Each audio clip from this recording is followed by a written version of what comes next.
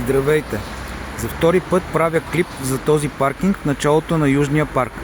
Тук има 100 паркоместа. Сега е зелена зона. Цена за 1 час паркиране струва 50 евроцента. 100 коли по 50 цента прави 50 евро на час. След като Върховният административен съд реши да върне поскъпването на зоните за паркиране в София, този паркинг става синя зона, тъй като се намира в квартал Иван Вазов. Кварталът от зелена става синя зона.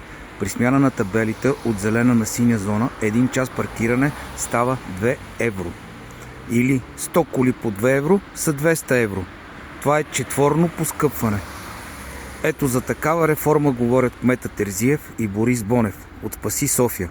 Затова, ако искате това да не се случи, елате на протест на 13 февруари от 16 часа пред Столична община.